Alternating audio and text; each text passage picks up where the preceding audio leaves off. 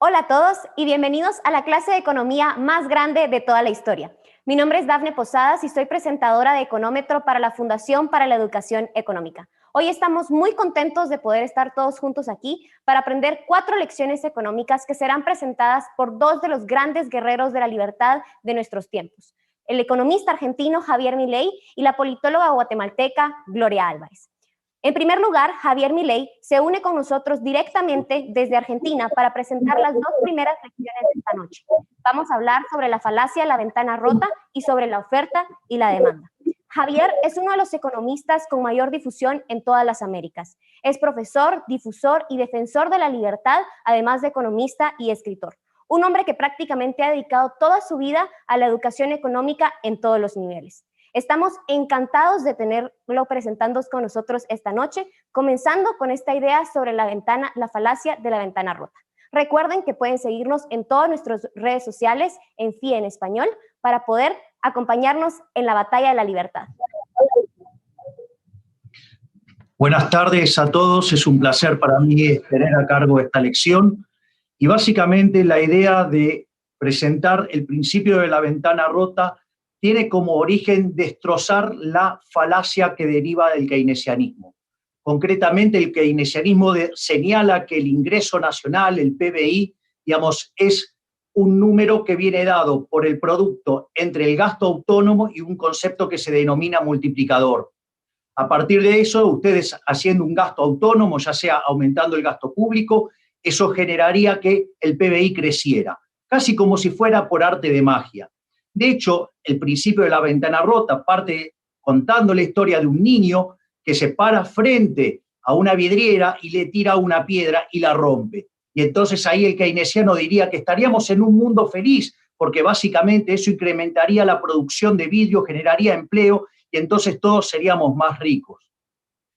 Yo les puedo asegurar que cada vez que uno hace esta presentación, yo recuerdo haber estado en México y decirles, bueno, ¿cómo se sintieron con el terremoto previo a el Mundial del 86? Y yo no veo que la gente se haya puesto contenta. Con el mismo concepto, digamos, el propio Hazlitt trata lo que se llaman los beneficios de la destrucción para tratar con este tema y muestra que es mentira, digamos, que la guerra mundial pueda generar prosperidad. Ese es el tipo de resultados ridículos que genera este análisis keynesiano. Hazlitt, en su libro La economía en una lección, para rebatir estos términos, lo que hace es volver a las bases de Bastiat y al concepto de lo que se ve y lo que no se ve. En definitiva, lo que dice es, hay que separar el buen economista del mal economista. El mal economista es aquel que solamente mira un mercado particular y no mira las consecuencias sobre otros mercados. Y que no solo no mira las consecuencias sobre otros mercados, sino que además tampoco contempla las consecuencias futuras. Es decir, que mientras que el mal economista solamente se concentra en un solo mercado y en un solo periodo, el buen economista lo hace en varios periodos y en varios mercados. Es la diferencia entre hacer equilibrio parcial y equilibrio general, ¿sí?, donde se contemplan todos los mercados, y cuando además se incorpora la intertemporalidad. Es decir, que técnicamente estaríamos hablando de equilibrio general intertemporal. Entonces, ¿dónde está el problema con el argumento keynesiano? Porque sí, es cierto que cuando el niño está rompiendo la vidriera, ¿sí?, básicamente el dueño del local va a tener que ir a comprar vidrio, ¿sí?, y si eso va a generar mayor producción de vidrio, va a generar mayor empleo. Pero ¿dónde está el problema? El problema radica en que en el mismo momento que el dueño del local ha tenido que reponer ese vidrio, ha dejado de gastar en otras cosas. Por ejemplo, puede haber dejado de consumir. Entonces, al haber dejado de consumir, ¿sí?, hay menos demanda en otro sector y esa menor demanda en otro sector lleva a la pérdida de empleos, ¿sí? La otra alternativa es que siga manteniendo sus niveles de consumo, pero si hace eso, lo que está haciendo es castigar el nivel de ahorro. Al castigar el nivel de ahorro va a haber menos inversión. Al haber menos inversión va a haber menos stock de capital. Al haber menos stock de capital habrá menos stock de capital per cápita, habrá menor productividad y por ende los salarios serán más bajos. Por lo tanto, digamos, o sea, nada bueno de la destrucción puede salir. Y esos errores, digamos, o sea, los acarreamos hasta el día de hoy. Digamos, son todos estos errores que hemos heredado de la economía keynesiana. Entonces, para mostrar esto en la vida real, una de las cosas que a mí me gustó incorporar como ejemplo es el nuevo plan de obra pública de John Biden, ¿sí? Donde básicamente lo que quiere hacer es volver a lanzar una suerte de New Deal a la Roosevelt. Sí, un ambicioso programa de obra pública. Y ese tema también está tratado en la obra de Hazlitt. Básicamente se llama, mire, la obra pública solamente genera impuestos, o sea, no genera, digamos, ese empleo. Eso es falso. Lo único que va a poder hacer en el mejor de los mundos es mover el empleo de un lado al otro. Entonces, según, digamos, o sea, los keynesianos dicen que este aumento de la obra pública, esto va a generar una mayor producción y empleo. Y eso en realidad es falso. Porque esa obra pública se tiene que financiar. Básicamente hay tres formas de financiar esa obra pública. Una es con la suba de impuestos. Entonces, cuando yo esté subiendo los impuestos explícitos, los impuestos presentes a las personas, ¿sí? Eso va a implicar que en otra parte de la economía va a haber un menor gasto y va a haber un menor empleo. Por lo tanto, el efecto, digamos, teóricamente sería neutro, o sea, con lo cual no tiene ningún beneficio positivo. La otra posibilidad, digamos, o sea, muy instalada en gente que con poca formación económica, es creer que, digamos, si lo financia con emisión monetaria, digamos, eso se resuelve el problema. Es más, en un artículo Friedman dice, hasta parece mágico porque evidentemente lo único que se hizo fue imprimir dinero y de repente apareció una obra pública. Pero claro, esa emisión de dinero lo que hace es generar inflación. Eso lo que hace es licuar el poder adquisitivo del dinero que tenemos en nuestros bolsillos, y por ende eso hace que nuestra capacidad de compra se contraiga, que gastemos menos, y por ende en otro lugar de la economía habrá menos producción y habrá menos empleo. Por lo tanto, es falso que, digamos, o sea, la obra pública financiada con emisión monetaria pueda generar riqueza. Y la otra alternativa es el endeudamiento, que probablemente de todas las soluciones sea la más inmoral de todas.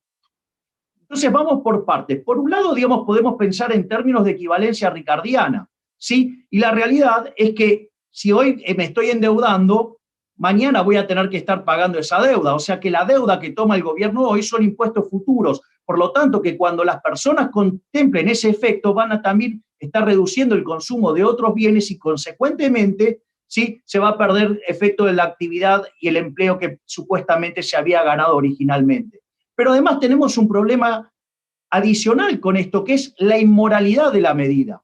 ¿Por qué? Porque esa medida, digamos, financiada con deuda, está castigando sobre todas las cosas a generaciones futuras, generaciones que no votaron o generaciones sí que ni siquiera nacieron. Por lo tanto, también, digamos, hay un problema de que es algo absolutamente inmoral. Por lo tanto, todo el efecto que puede generar la obra pública, sí, y el empleo que puede generar, sí, tiene como contrapartida que va a haber una suba de impuestos explícitos, ¿sí? Presentes o futuros o implícitos, ¿sí? Con lo cual, digamos, o sea, no se va a ganar nada. Ahora, pero también hay una cuestión de la eficiencia.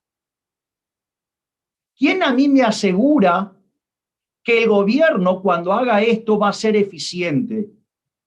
¿Quién me asegura que en el traspaso de manos no se van a perder recursos? Recuerden la frase de Bastiat, digamos, las porosas manos de los políticos. Entra una cantidad de dinero y lo que termina llegando, digamos, es otra. Pero aún cuando el gobierno fuera eficiente, algo que difícilmente lo sea, porque nadie es eficiente gastando el dinero de otros en otros, ¿sí? Aún cuando milagrosamente eso ocurriera, también es altamente criticable la medida. Primero porque si esa obra pública, si esa obra en cuestión que quiere hacer el gobierno no existe, es porque la voluntad del sector privado era que no existiera. Por lo tanto, ya, digamos, ahí nos encontramos con un problema de la fatal arrogancia por parte del político que quiere imponer una obra considerando, ¿sí?, que él sabe mejor qué se necesita que lo que quiere la gente. Por lo tanto, ese solo problema, ¿sí?, ya implicaría una pérdida de bienestar. Porque si el sector privado hubiera querido eso, lo hubiera hecho y no hubiera necesitado del Estado o del gobierno para que lo haga. Consecuentemente, inexorablemente eso va a llevar a un menor nivel de bienestar, ¿sí? Pero además, lo que hay que tener en cuenta también es que, por ejemplo, una de las cosas que señala este programa de Biden, ¿sí?, es que lo va a financiar con impuestos progresivos. Es decir, lo va a hacer cobrándole más impuestos a aquellos que más ganan. Y eso también es un error. Y es un error, digamos, más que nada, digamos, en primer lugar, una inmoralidad. Porque básicamente implica tratar desigual frente a la ley a la gente. Esto quiere decir que cuando yo soy exitoso, donde en el capitalismo solamente se puede ser exitoso sirviendo al prójimo con bienes de mejor calidad o mejor precio, ese hombre, sí, ese empresario que es un benefactor social, lo que está diciendo Biden es que lo va a castigar con mayores impuestos. Es decir, cuando ustedes una actividad la castigan, digamos, ¿ustedes qué esperarían? Que haya menos, no que haya más. Entonces, digamos, plantea un problema de incentivos y plantea un problema de inmoral de tratar de modo desigual frente a la ley a la gente. O sea, eso, digamos, es verdaderamente grave, digo, porque implica castigar al exitoso, implica, digamos, en ese contexto, lo que ustedes van a tener es que se va a producir una caída del ahorro. Esa caída del ahorro, obviamente, va a generar una caída de la inversión. Esa caída de la inversión va a hacer que el stock de capital per cápita sea menor y como consecuencia de ello los salarios reales van a ser menores. Por lo tanto, digamos, la medida, digamos, o sea, es absolutamente ineficiente y es absolutamente perjudicial en todos los puntos de vista, ¿sí? Y además es falso que genere un efecto positivo sobre la producción y el empleo. Pero esta no es la única falacia a la que suele recurrir la gente de izquierda o la gente del progresismo. Otra de las falacias, y en el libro de Hazlitt, en La economía de una lección, está manifestado en un trabajo que se llama El odio a la máquina. Es decir, donde básicamente cuenta la historia de los luditas y cómo se rebate esa falacia. Básicamente, ¿qué es lo que dicen los luditas? Que cuando aparece el progreso tecnológico se genera desempleo. Lo primero que les podría decir es que, a ver, el progreso tecnológico en el mundo empezó a tener auge desde la segunda revolución, desde la revolución industrial. Y la verdad que desde ese momento hasta ahora, la cantidad de personas en el planeta Tierra se multiplicó por 8 veces.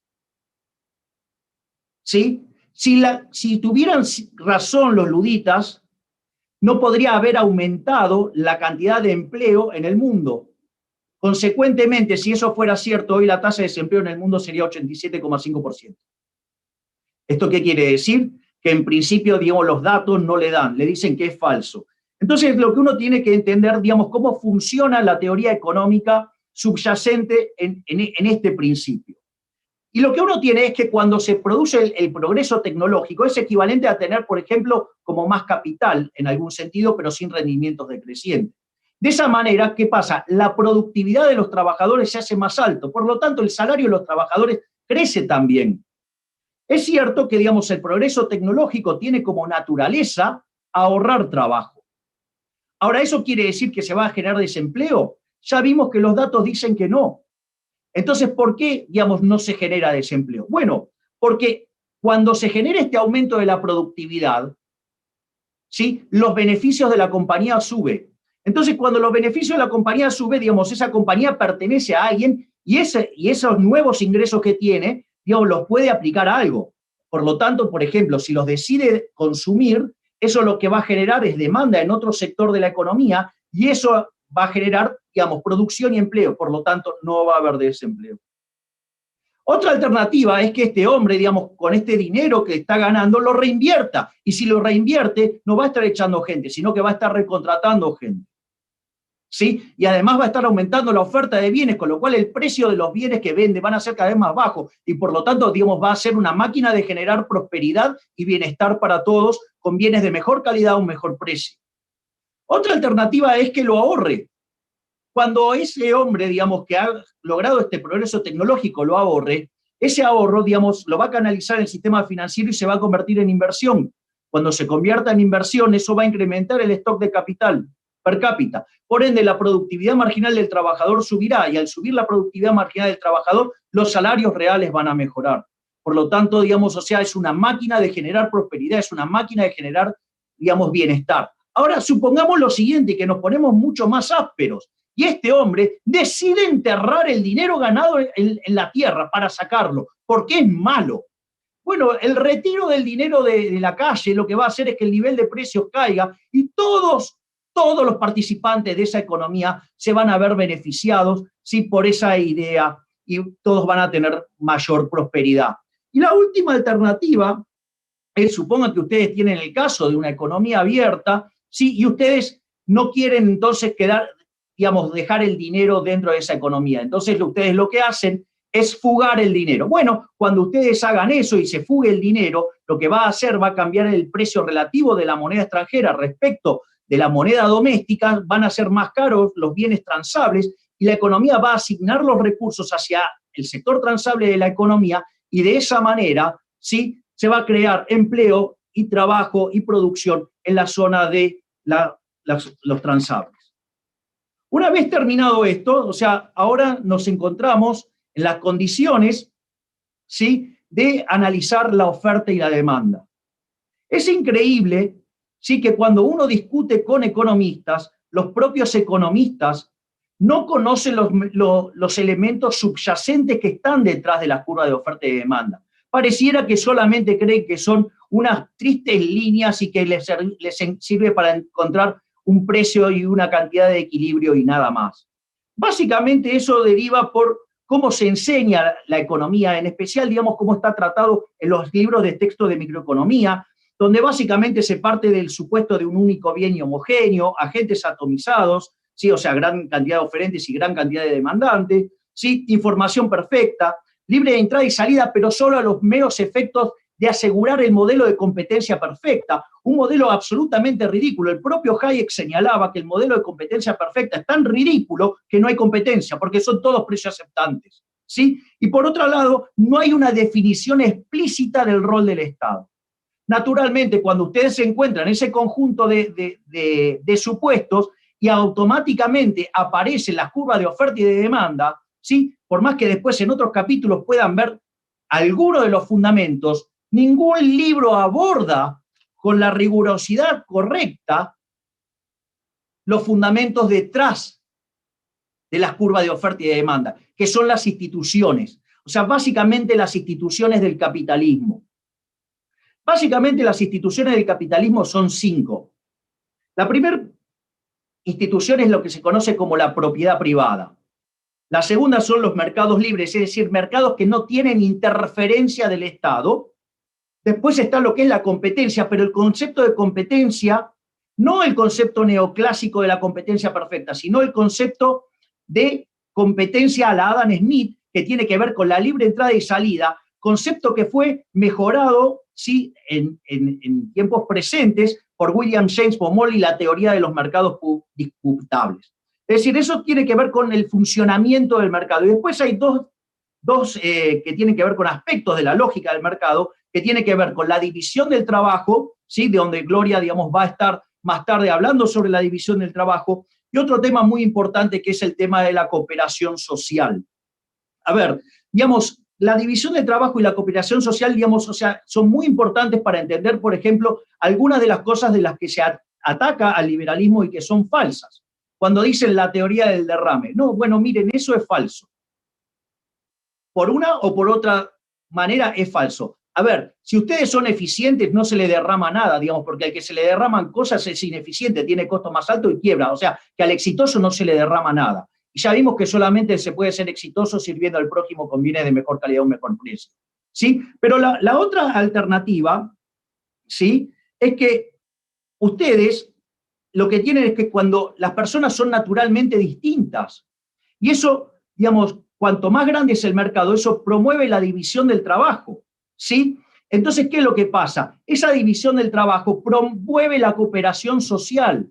Por eso, digamos, Bastiat decía, donde entra el comercio no entran las balas, o sea, aquellas sociedades que comercian, ¿sí?, tienen más paz, ¿sí? Bueno, de hecho fue el modelo que siguió la Unión Económica Europea, después de que se vivieron matando durante siglos, descubrieron que el mercado común europeo, sí, eso lo que hacía era hacerlo interrelacionar unos con otros, que el interrelacionar unos con otros, sí, digamos, eso lo que genera, sí, es que básicamente, digamos, dependan del vecino y por ende entonces no tienen intenciones de maltratarlo o guerrearlo o algo por el estilo porque se dañan a sí mismos.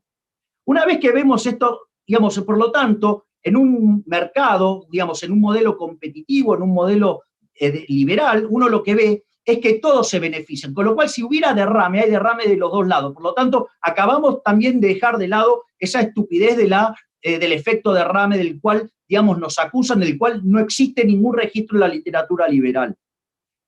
Habiendo dicho esto, ahora estamos en condiciones de empezar a ver qué es lo que hay detrás de las curvas de oferta y de demanda principalmente. Básicamente, ¿qué es el mercado? El mercado es un proceso de cooperación social donde básicamente se intercambian derechos de propiedad. Por eso ahí empieza a jugar un rol muy importante la definición de derecho de propiedad y la definición de mercados libres, mercados no intervenidos. ¿Por qué? Porque supongamos que yo quiero hacer una transacción con José. Entonces yo le entrego un teléfono a José. Y José, a cambio de eso, me entrega dinero. Ese intercambio del teléfono por dinero lo que hace es fijar un registro histórico que se llama precio. Ese precio, eso se convierte en una señal. Y esa señal es lo que viaja, ¿sí?, por todo el sistema económico. ¿Para qué? Para que los agentes se empiecen a coordinar. Algunos van a descubrir que a ese precio, registro histórico, ¿sí?, lo que van a descubrir que es beneficioso producir esos teléfonos, mientras que otras personas van a considerar que es beneficioso consumir esos teléfonos. Naturalmente, ¿sí?, la cantidad demandada no necesariamente tiene que coincidir con la cantidad ofrecida. Por eso, digamos, cuando la cantidad demandada difiere de la cantidad ofrecida, se produce también un proceso de ajuste.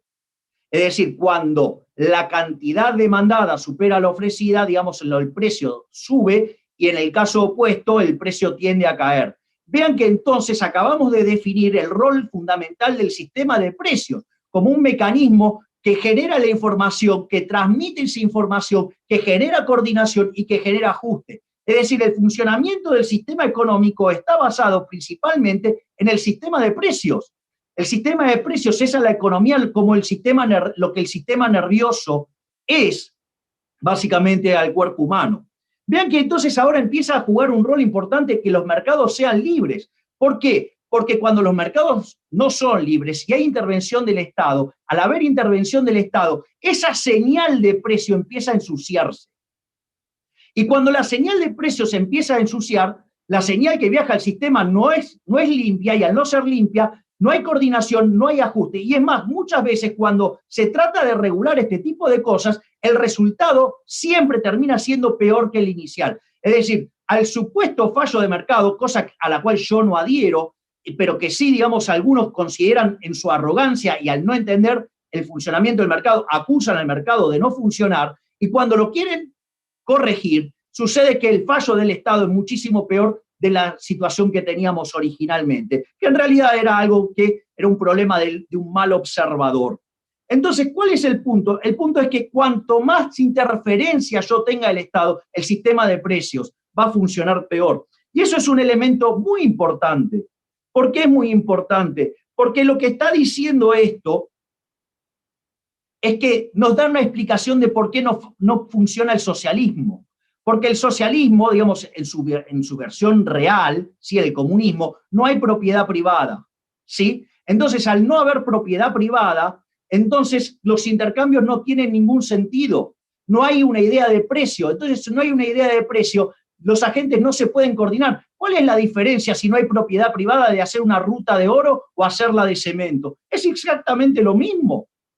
Si no hay una señal de precios que oriente la asignación de recursos. Por lo tanto, digamos, el socialismo falla justamente porque no puede hacer cálculo económico, y no puede hacer cálculo económico porque no hay respeto del derecho de propiedad. Otra cosa que también es muy importante, digamos, dentro de lo que es el funcionamiento del sistema de precios, es el rol de los beneficios. Los beneficios son extremadamente importantes. Supongamos que tenemos una economía que produce dos bienes, el bien A y el bien B, y por alguna cuestión las personas decidieron consumir menos de B y pasar a consumir más de A.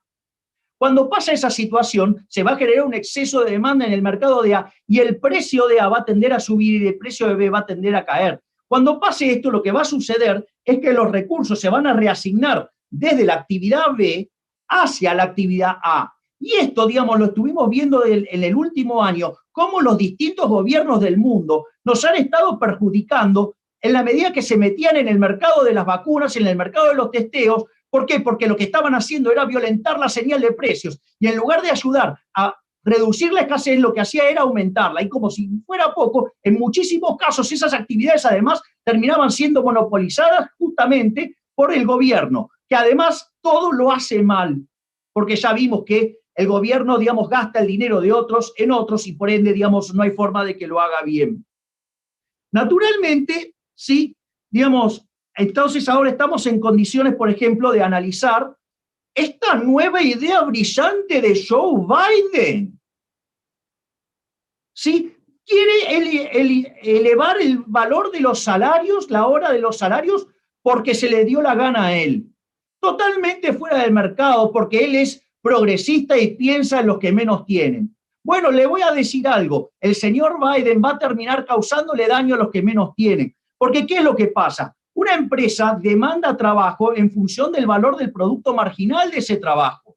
¿Qué es el valor del producto marginal? Es decir, yo contrato un trabajador adicional, genero una producción adicional y yo eso lo voy a vender.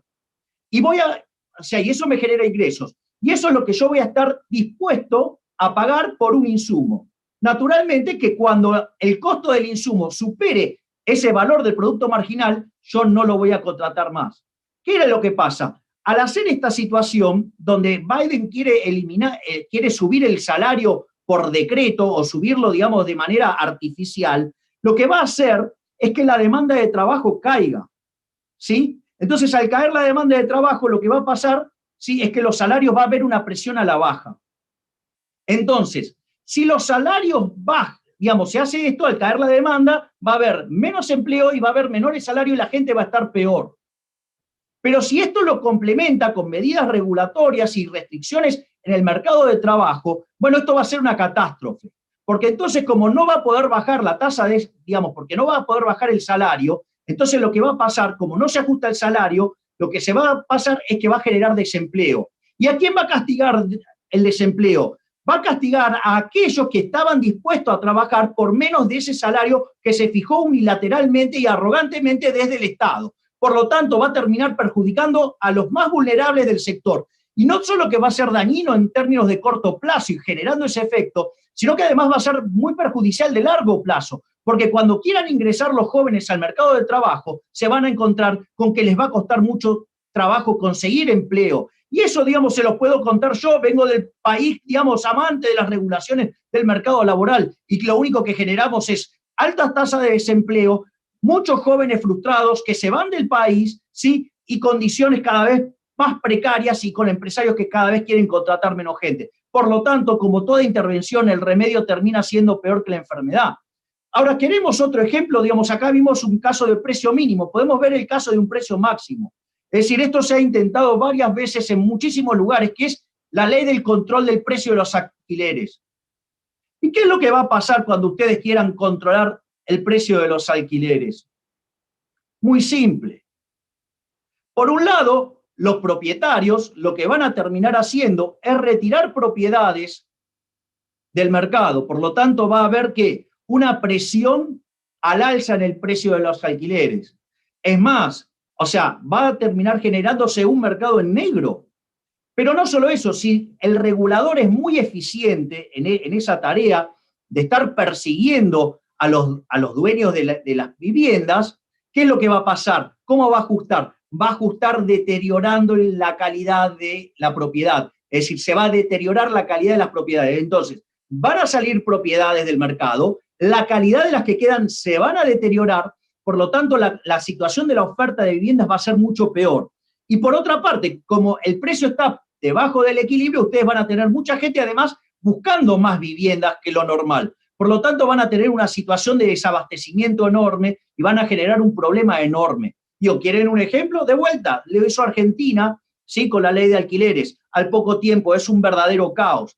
Pero cuando el Estado genera estos caos, no reconoce que se equivoca y avanza con otras intervenciones. Entonces, digo, ¿qué se les ocurre hacer cuando empiezan a ver este efecto de gente que no consigue viviendas? Entonces promueven un plan de viviendas. ¿Y con qué promueven ese plan de vivienda? Con obra pública, o sea, de vuelta, ¿sí? Reventando, ¿sí?, a los que ahorran o reventando a los pagadores de impuestos y destrozando otros sectores de la economía, ¿sí? Y otras veces van por los créditos blandos, es decir, tasas de interés subsidiadas. Entonces, ¿qué van a hacer los que tienen que prestar la plata? Van a prestar a lugares más seguros o fugarán el dinero, y si los bancos quedan obligados a prestar a esas tasas, como esas tasas no compensan el riesgo que están tomando, se está deteriorando el balance de los bancos y eso en un caso de corrida puede terminar en un crack de toda la economía. Por lo tanto, aquí tenemos los efectos nefastos de ir contra las leyes de oferta y de demanda. Gracias, Javier, por esas extraordinarias lecciones y esos extraordinarios ejemplos en las lecciones económicas sobre la falacia de la ventana rota y sobre la oferta y la demanda. No queda duda que para poder combatir el analfabetismo económico tenemos que armarnos de las mejores herramientas, de los mejores argumentos, de las mejores ideas y, por supuesto, de la mejor información. Y todo eso lo encuentran en FI en Español. Así que les recomiendo que nos sigan en todas nuestras redes sociales para estar atentos a todas las ofertas que les podremos hacer próximamente para seguir aprendiendo sobre las ideas de la libertad y también sobre la economía de libre mercado. Quédense con nosotros porque ahora vamos a pasar con otras 2 lecciones económicas que serán impartidas por Gloria Álvarez, pero además al final de estas 2 lecciones vamos a estar dándoles un premio a todos ustedes que nos acompañaron en toda la transmisión. Así que vamos a arrancar con Gloria para las siguientes 2 lecciones que van a tratar sobre la división del trabajo y sobre el costo de oportunidad. Gloria Álvarez es una politóloga guatemalteca y ha escrito diferentes libros: El engaño populista, Cómo hablar con un progre y Cómo hablar con un conservador. Ella es una de las más guerreras de la libertad en todo el mundo porque ha impartido más de 3,000 conferencias hablando sobre los mercados libres y sobre las ideas de la libertad en países como Estados Unidos, Hong Kong, Australia, en toda Europa y también en toda Iberoamérica. Gloria, gracias por acompañarnos. Estamos listos para arrancar contigo.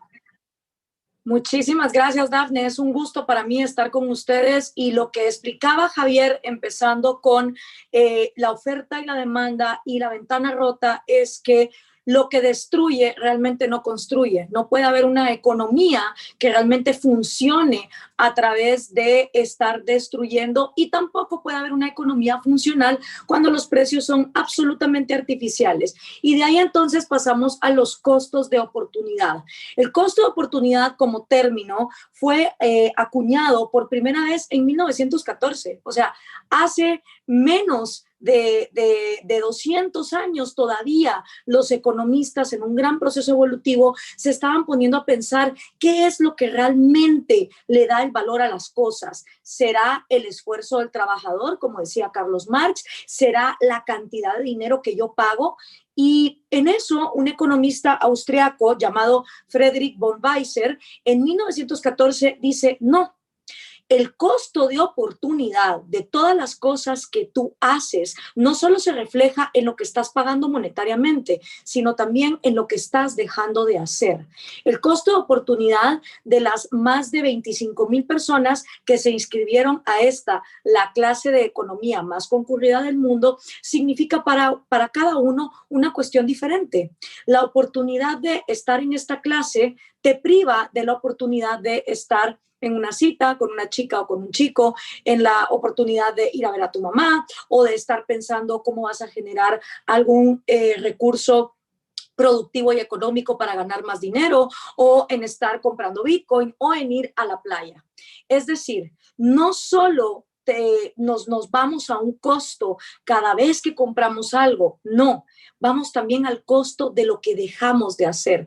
En las palabras de Bastiat, lo que se ve es lo que terminamos decidiendo, pero lo que no se ve es todas esas cosas a las que renunciamos por haber tomado decisiones. Y como vivimos en un mundo de escasez, donde los recursos, pues para poder producir las cosas que queremos, hay que estar en constante imaginación y libertad para poder llegar a producir cosas que antes no existían.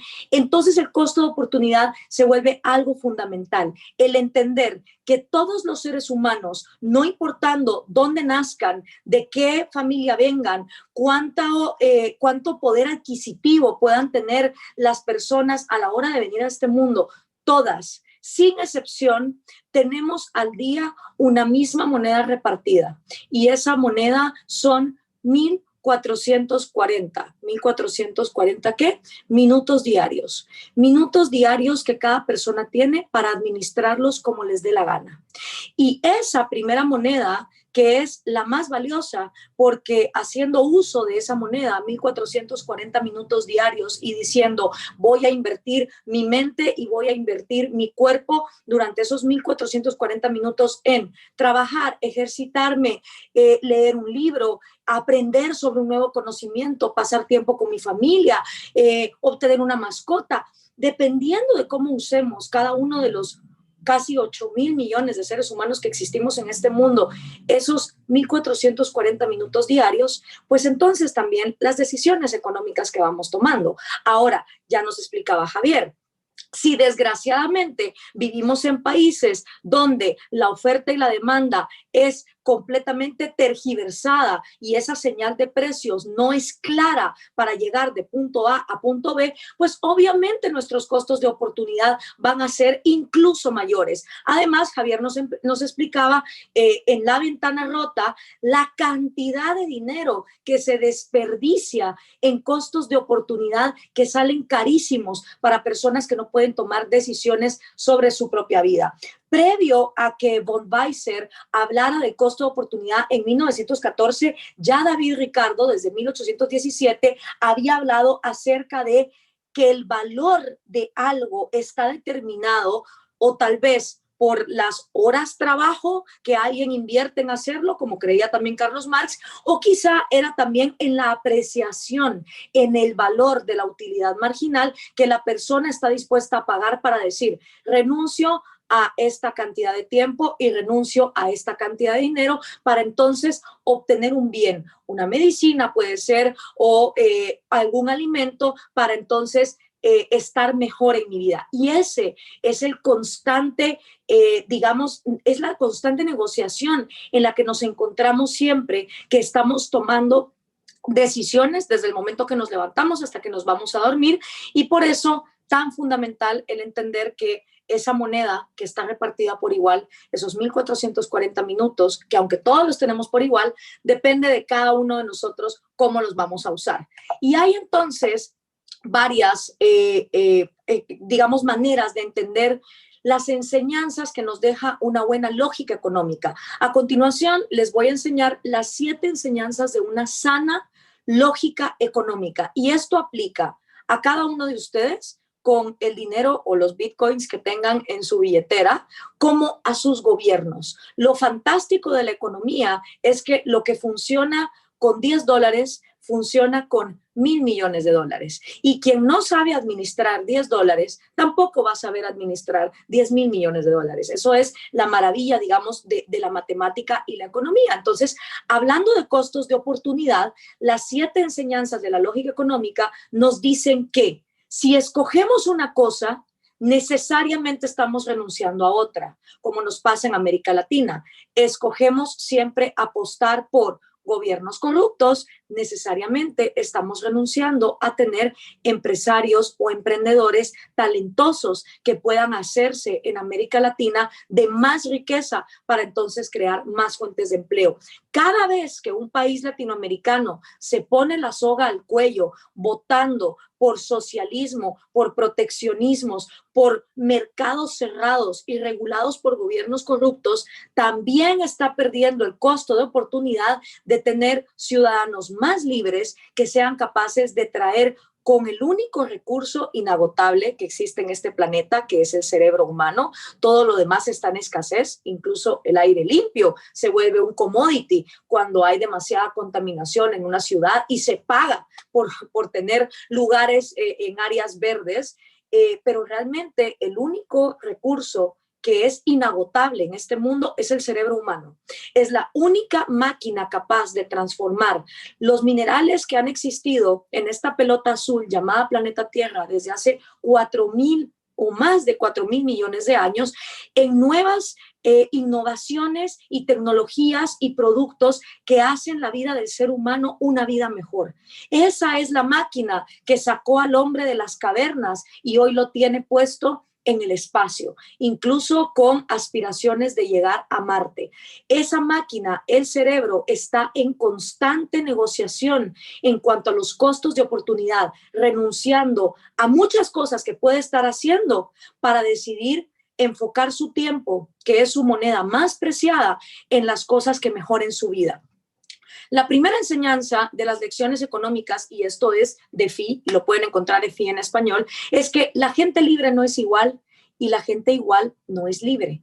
Necesariamente, como hablaba Javier, cada uno de nosotros tiene talentos particulares, somos individuos únicos, no solo en nuestra huella digital y en nuestro ADN, sino también en cómo nos expresamos, en los talentos que tenemos, en nuestros intereses y en nuestros anhelos personales. Y eso es lo mejor que nos puede pasar, porque gracias a esa diversidad se puede dar una división del trabajo, donde cada quien enfocándose en lo que le gusta, en lo que le apasiona y para lo que es bueno, puede entregar a la sociedad algo y en intercambio obtener una cosa que esa persona no podría crear. ¿Cuántas veces no nos beneficiamos del ingenio de los demás para poder viajar en un automóvil que nosotros no pudiéramos construir por nuestra cuenta? La segunda es que todos cuidamos más aquello que nos pertenece. Aquello que no pertenece a nadie tiende a caer en descuido, como está pasando con los océanos. ¿Por qué los océanos se están volviendo basureros de plástico? Porque no hay propiedad privada, porque nadie cuida lo que no le pertenece. Y desgraciadamente, si no entendemos los costos de oportunidad de seguir dejando cosas tan fundamentales para la vida humana como los océanos, pues el costo de oportunidad va a hacer, por supuesto, que la vida del ser humano esté en peligro. La tercera es que las políticas congruentes, como ya decía Javier, requieren que consideremos efectos de largo plazo y a todas las personas, en vez de considerar efectos de corto plazo y a pocas personas.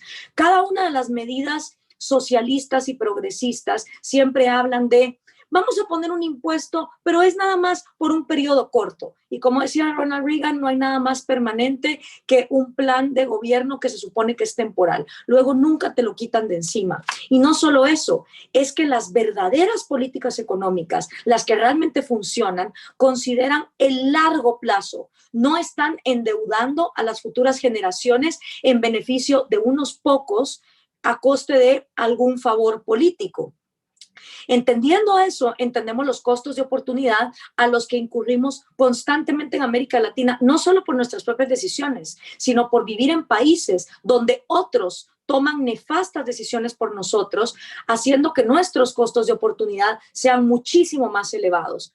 La cuarta es que si incentivas algo, obtienes más de ese algo. Si desincentivas algo, obtienes menos de ese algo.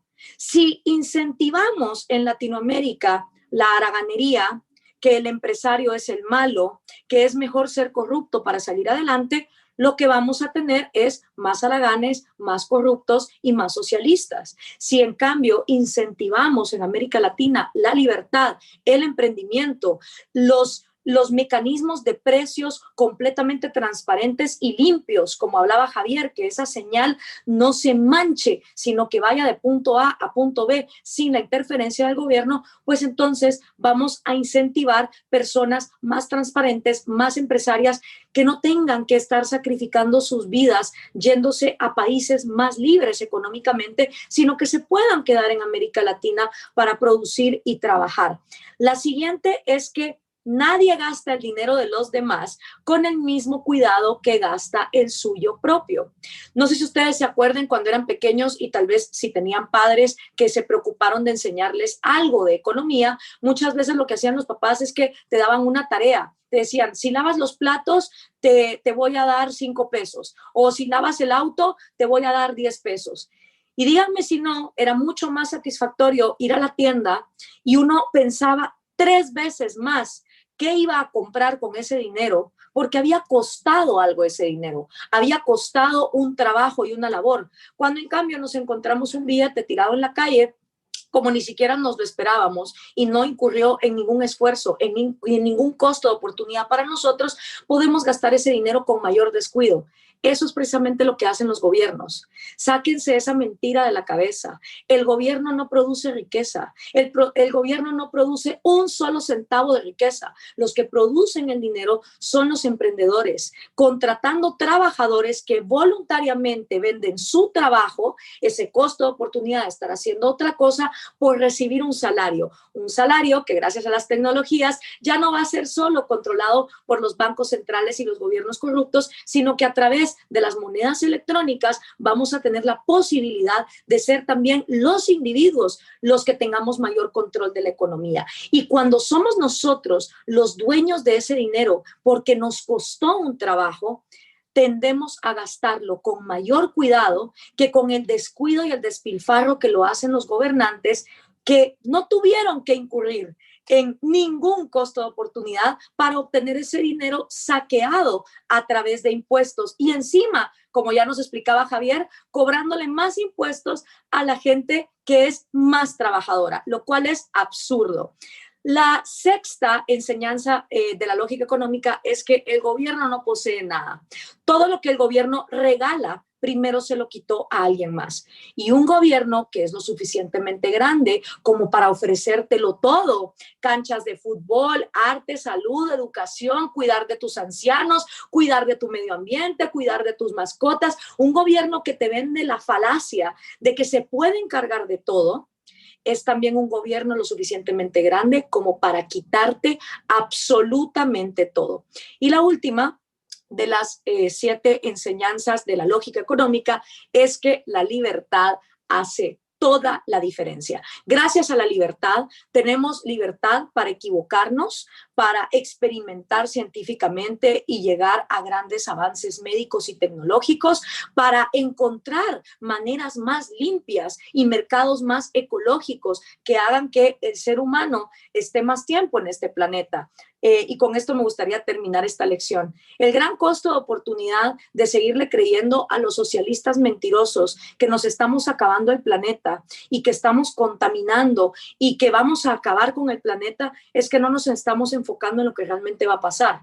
El planeta va a seguir, señores. El planeta lleva 4.5 mil millones de años teniendo una maravillosa flora y fauna evolucionando constantemente. Mientras sigamos en la mentira socialista de que tenemos que restringir los mercados para que entonces el ser humano deje de destruir el planeta, no solo nos vamos a destruir nosotros, que es lo primero que va a pasar, sino que además el planeta va a continuar.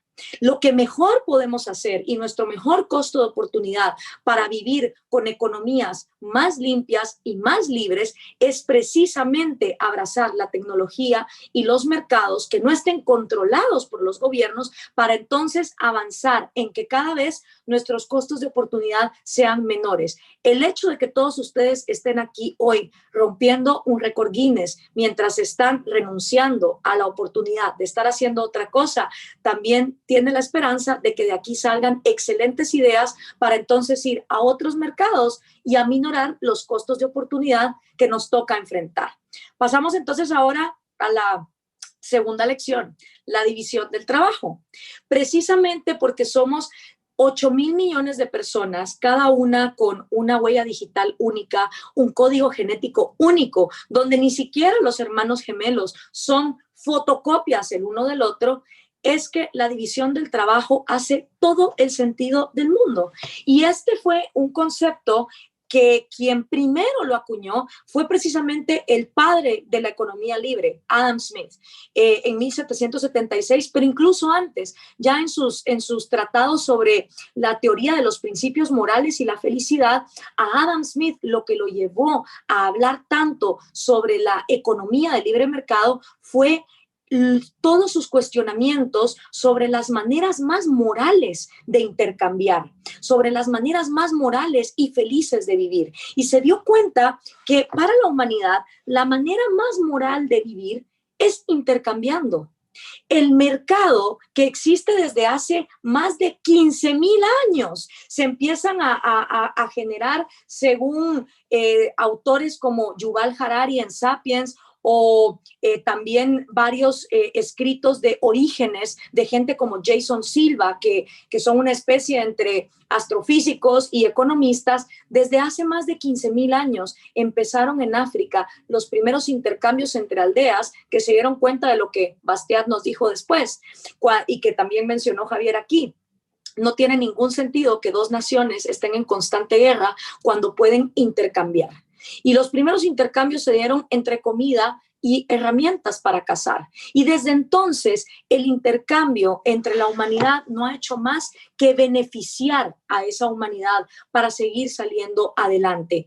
Y la división del trabajo es fundamental, porque lo que hace es que se creen cada vez más personas especializadas en distintos talentos, en distintas tecnologías, para poder entonces producir cosas que alguien más no sabría producir por su cuenta. Y tenemos que entender que ya desde Platón, o sea, 2000 años antes de que empezaran, digamos, estos descubrimientos económicos del libre mercado a formarse con Adam Smith, con David Ricardo, con lo que siguió después con la economía austriaca, ya desde entonces en la antigua Grecia Platón decía, cuando las personas se especializan en un talento en específico, la comunidad, la sociedad funciona mejor. Nuestras alternativas a eso son la violencia y la barbarie, es decir, la guerra y el saqueo, y por supuesto la esclavitud. O sea, a diferencia del intercambio, que a través de la división del trabajo, donde cada uno puede obtener un beneficio económico de vender su labor para entonces poder comprar otras cosas, nuestras alternativas a esa gran herramienta pacífica y eficiente que es el intercambio a través de la división del trabajo son el saqueo, la esclavitud y la guerra. Entonces, cuando nos ponemos a pensar realmente quiénes estamos del lado de querer que la economía funcione de una forma libre, donde cada cual también sea libre de no querer intercambiar, si así lo decide, es precisamente el libre mercado. Y Adam Smith se dio cuenta que era mucho más eficiente dividir las tareas, ¿no? Y esto ha seguido no solo la revolución industrial, se hace también con la revolución tecnológica. Ahora existen muchísimas más profesiones de las que había hace 30, 40 y no digamos hace más de 100 años, cuando Carlos Marx nos habló de que, oh Dios mío, el trabajador se iba a volver un pobre ignorante que no iba a saber hacer más nada que estar fabricando todo el día la misma cosa, ¿no? La gran paranoia de Carlos Marx cuando habló de manera bastante alarmante sobre la revolución industrial es que él creía que los trabajadores se iban a volver seres sumamente ignorantes, que no iban a saber absolutamente nada de la vida más que simplemente estar todo el día haciendo una tarea de manera monótona y que eso le iba a impedir el acceder a otros conocimientos. Pues resulta que han pasado bastantes años ya, desde 1848 y el manifiesto comunista y de que él escribiera El Capital, y nos damos cuenta que no es así, que la división del trabajo se ha multiplicado y no solo eso, el acceso al conocimiento de un trabajador hoy es muchísimo mayor que el acceso al conocimiento de un trabajador hace 200 años. Hoy existen profesiones como astronauta, psiquiatra, biólogo marino, influencer de Instagram, minero de Bitcoin, que Carlos Marx ni en sus sueños más locos se hubiera podido imaginar. Entonces, no solo con los avances tecnológicos, la división del trabajo no ha hecho al trabajador más ignorante ni más esclavo, sino que hoy por hoy, por primera vez en toda la historia de la humanidad, de cada 10 personas que están vivas, 8 ya no viven con menos de $3 diarios. 2 sí, y es una tragedia. Y si nos importa tanto sacar a esas 2 personas de cada 10 de no vivir con menos de $3 al día, lo que deberíamos de estar promoviendo son precisamente las ideas del libre mercado y de la división del trabajo. Hay un excelente escrito de Leonard Read, que también FI ha hecho bastante público, y ahora hay un video que se basa en ese escrito, y es Yo Lápiz, el escrito original, que nos enseña cómo la división del trabajo es poderosísima, porque nadie en este mundo sabe hacer un lápiz. Nadie sabe hacer un lápiz. Y te explica en ese escrito cómo, para que ese lápiz exista, muchísimas personas tuvieron que poner su ingenio y su cerebro a trabajar y dar un poco de su labor para que entonces ese lápiz pueda ser manufacturado. Ahora hay también un excelente video de la Fundación para la Educación Económica en Inglés, que se llama Yo iPhone, y explica cómo nadie en este mundo sabe hacer un smartphone, sino que tenemos esta tecnología y podemos acceder a más y mejores productos gracias a esa división del trabajo, gracias a que Carlos Marx estaba absolutamente equivocado, al igual que Thomas Malthus, que creía que a más sobrepoblación nos íbamos todos a morir, porque no tomaron en cuenta que la tecnología va resolviendo problemas junto, como les decía, de la máquina más inagotable y que tiene recursos infinitos en este mundo, que es el cerebro humano. Entonces, gracias a que hay división del trabajo, no se volvió el trabajador más tonto, se volvió más especializado, y ahora tenemos muchísimas más profesiones de las que teníamos hace 200 años. Entendemos mucho mejor cómo funciona nuestra psiquis, cómo funciona nuestra salud, cómo funciona nuestra relación con el mundo que está allá afuera. Gracias a esa división del trabajo, el trabajador hoy tiene más tiempo libre.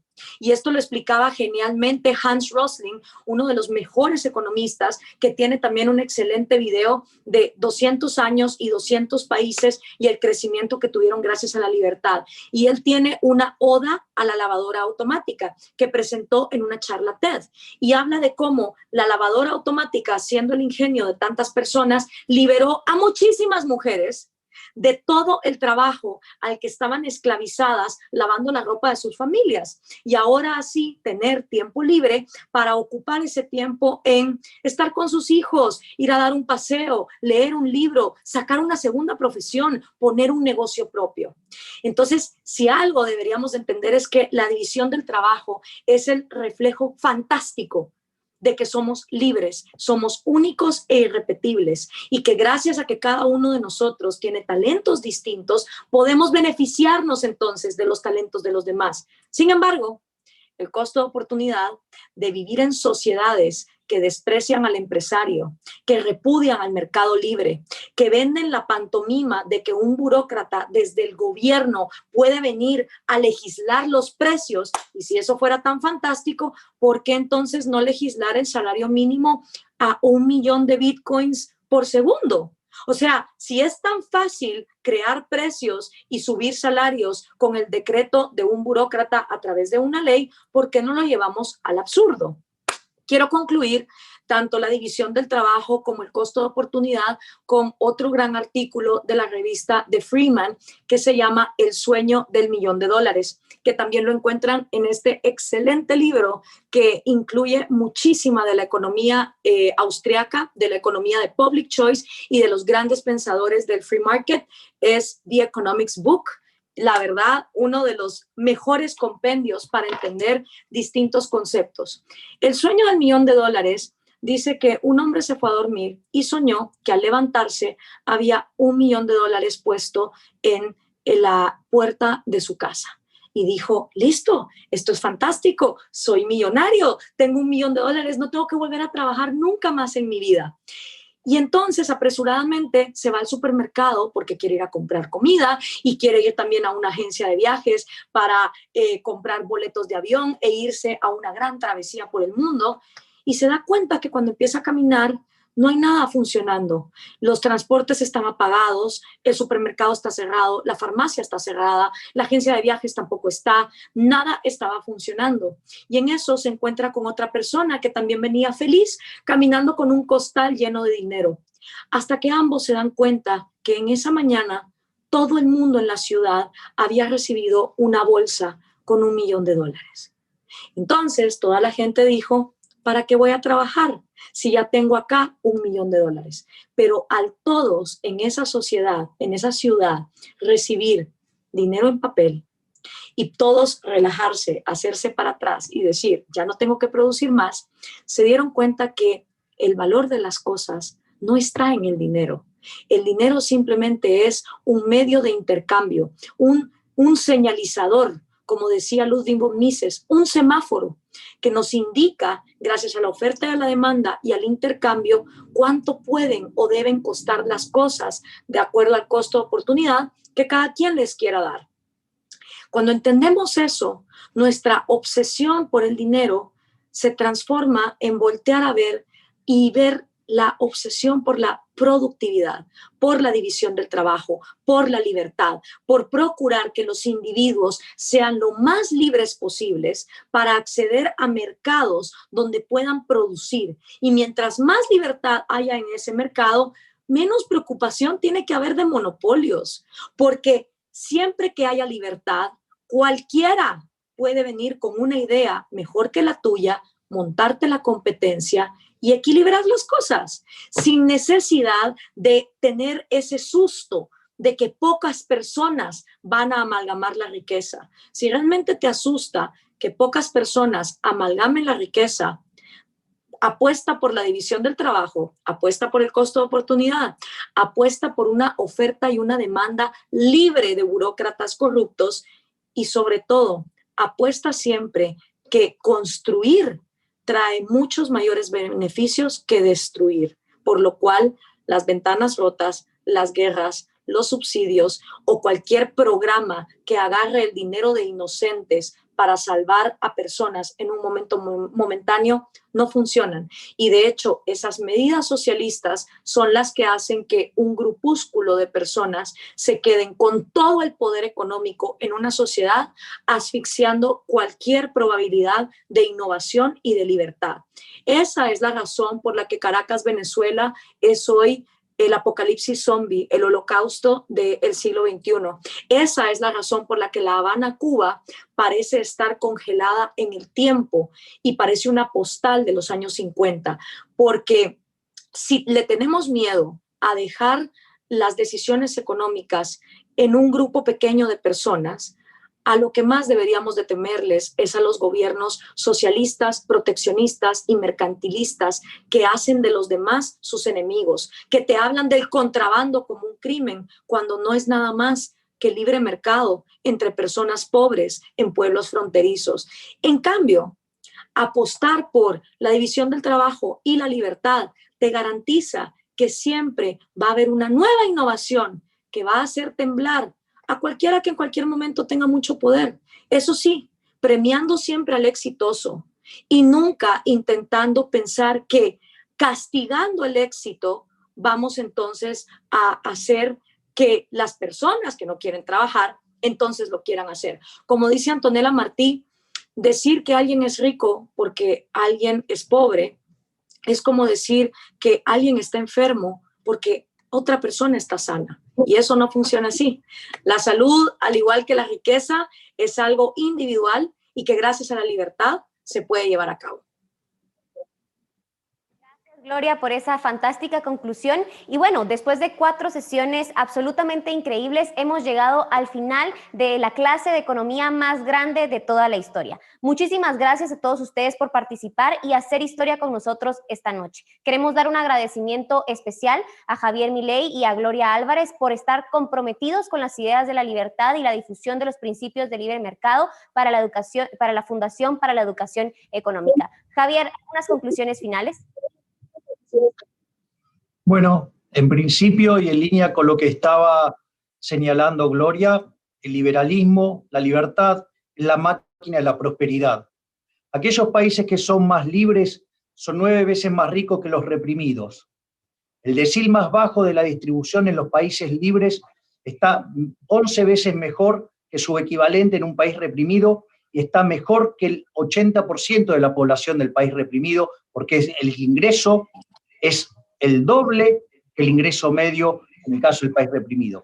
Además, tienen 25 veces menos de pobreza, digamos, estándar y 50 veces menos de pobreza extrema. Hay mayores derechos, mayores libertades, la gente vive más y mejor. Y eso es el fruto de la libertad, porque lo que hay que entender es que además el socialismo es imposible. Es imposible porque primero no puede procesar toda la información necesaria para poder generar los cálculos que derivan del accionar, ¿sí?, de los individuos, algo probado y contado y explicado hasta el hartazgo por Friedrich von Hayek, ¿sí? No solo eso, que mucho de ese conocimiento es conocimiento tácito. Es decir, a mí puede venir Michael Jordan y decirme cómo hacía la volcada, pero lástima, no lo puedo hacer. Y entonces mucho del conocimiento es tácito y por ende tampoco es posible hacerlo. Pero además, algo que es más importante, y en línea con Hayek y en línea con Israel Kirzner, el mercado es un proceso de descubrimiento y las decisiones se van tomando en la medida que se va descubriendo esa nueva información que va apareciendo día a día. Por lo tanto, jamás va a poder llegar en tiempo y forma el Estado para hacer algo. Por lo tanto, cada vez que el Estado interviene, ensucia las relaciones de precios, contamina las relaciones entre los agentes y conduce a descoordinación y caos. Por eso todo lo que toca el Estado lo pudre. Donde está el Estado hay miseria. Es decir, la única salida es la libertad. Entonces uno dice, bueno, entonces, ¿qué podría hacer el Estado? Nada.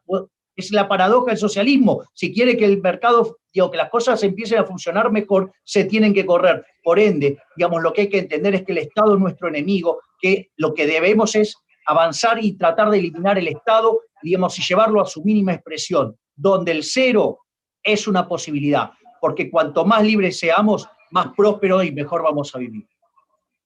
Así es, Javier, no nos quedan dudas que la libertad es la ruta hacia el progreso. Gloria, ¿algunas palabras? Muchísimas gracias, Dafne, Javier y a todo el equipo de producción que hizo esto posible. Cuando desde hace 10 años yo en la radio en Guatemala decía, dejen de esperar que el gobierno los eduque, usen el internet, había tanta gente que se reía de mí porque decía, ¿y qué pasa con la gente que no tiene todavía teléfonos? Siendo Guatemala uno de los países con mejor telefonía celular, porque esa sí es un sector que se liberó, digamos, de las garras del gobierno. Yo apostaba y soñaba con un día como hoy.